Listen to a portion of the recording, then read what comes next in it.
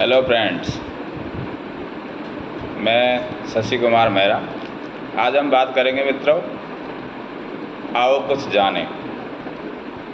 जैसे कि आज जी की घटना है, हमारे झालावाड़ ज़िला एक है राजस्थान में। वहाँ पर क्या होता है, एक गवर्नमेंट स्कूल है, सरकारी स्कूल जिसे हम कहते हैं। वहाँ की जो छत थी इतनी जर्जर थी कि शायद टीचरों ने उस पर ध्यान नहीं दिया होगा या प्रशासन की उसमें कोई फेलियर रहा होगा। तो उसमें हमने देखा कि वो उसमें कुछ बच्चे बैठा रखे थे और आगे जाकर वो छत गिर गई। उसमें हमारे गरीब बच्चों जो थे बेचारे, लगभग 6 या 7, जो अभी हम मीडिया से मालूम पड़ा है, इसके द्वारा 7 बच्चों की उसमें एक दर्दनाक मौत हो गई। पहले तो हम उनके लिए बहुत ज़्यादा एक अपनी शोकाकुल भावनाएं व्यक्त करते हैं, जो जिन बच्चों ने इसमें अपनी जान गंवा दी। लेकिन मित्रों, इसके पीछे हमारे रीजन्स क्या हो सकते हैं? इस तरह की व्यवस्थाएं हमारे देश में बार बार क्यों हो जाती हैं कि कभी पुल गिरता जा रहा है, कभी हमारे हवाई जहाज़ क्रैश हो रहे हैं, कभी हमारे आर्मी के फाइटर जेट क्रैश हो रहे हैं। तो ये आजकल कुछ दिनों में ज़्यादा होने लगा है। अब इसके पीछे क्या कारण है, अभी हम कुछ इसको ऊपर एनालाइज कर लेते हैं। जैसे कि देखा होगा आपने, हमारे देश में IPL का नाम का एक गेम चला रखा है क्रिकेट के लिए। उसमें देखते हैं IPL के स्टेडियम बना रखे हैं, इतनी क्राउड आती है, लाखों करोड़ों का उसमें टर्नओवर होता है, बिजनेस होता है। और उसमें कहते हैं आज BCCI को इतना पैसा कमा लिया, उतना पैसा कमा लिया।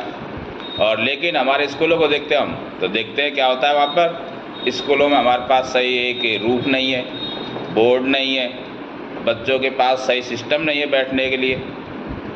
तो क्या है, मतलब IPL के पास हमारे IPL खिलाने के लिए हमारे पास इतना अरबों रुपये आ रहा है, लेकिन स्कूलों के लिए हमारे पास पैसा नहीं है। बच्चों को जो एजुकेशन, जिससे हमारा देश बहुत आगे बढ़ सकता है और शिक्षा से देश आगे बढ़ेगा। IPL से वो जो 49 का रिचार्ज करा के या जो करा के गेमिंग खिला के ड्रीम 11 टीम बना के तो हमारा देश आगे बढ़ेगा नहीं। पर वो हमें खुलेआम सिखाया जा रहा है। TV पे बड़े बड़े क्रिकेटर, बड़े बड़े फिल्म स्टार, कोई गुटखा बेच रहा है, कोई क्या बेच रहा है, और IPL का तमाशा चालू होता है और उसमें लोग इन्वॉल्व होते हैं पूरी तरह। और स्कूलों में क्या हो रहा है हमें कोई ध्यान ही नहीं है।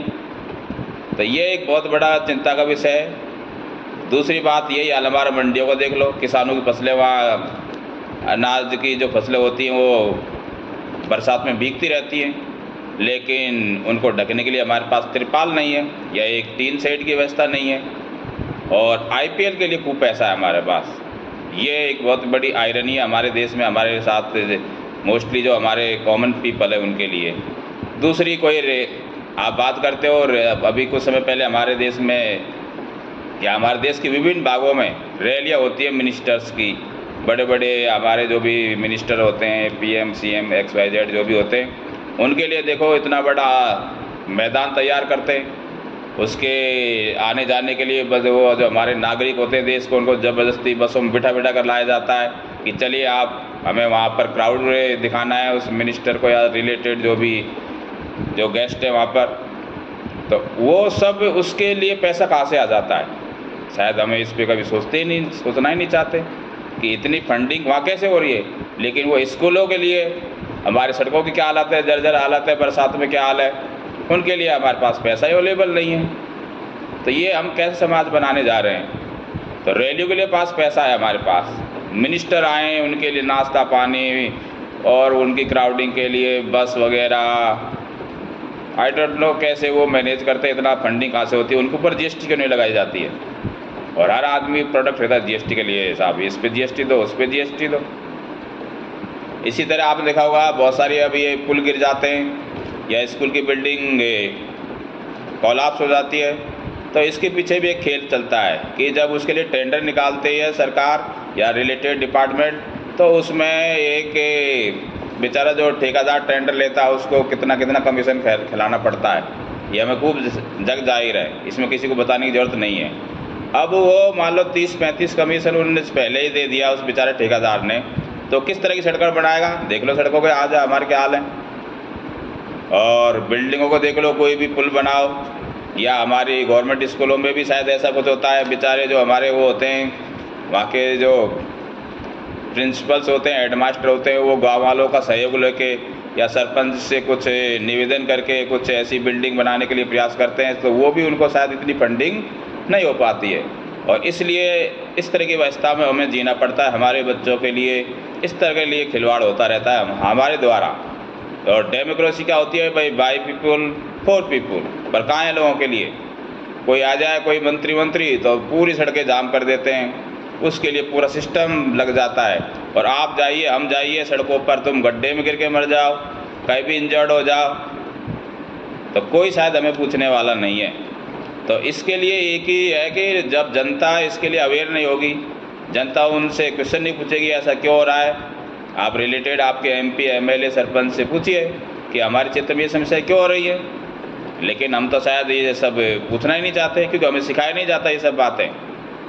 मैं एक टीचर हूँ और अक्सर मैं क्लास में अपने बच्चों को यही सिखाना चाहता हूँ कि आप जब तक अथॉरिटी से सत्ता से सवाल नहीं पूछोगे, आप क्लास में भी टीचर से सवाल पूछिए, और सत्ता आगे आप नागरिक बनते हो तो सत्ता से सवाल पूछिए भाई ये ऐसा क्यों हो रहा है। तो इसके लिए हमें बहुत कुछ करना होगा, और तभी हमारा देश एक बहुत अच्छा भविष्य होगा।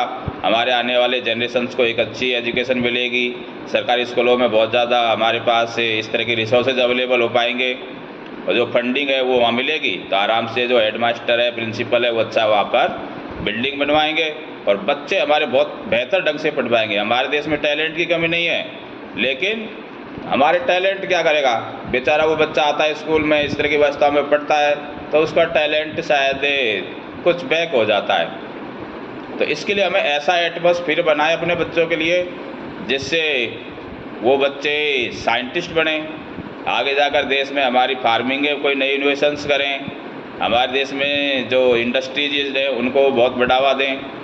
तो ये तभी होगा जब हम एक बेस्ट एजुकेशन बच्चों को देने का प्रयास करेंगे। तो मेरी ये कुछ बातें थी जिनको मैंने आपके सामने रखा है।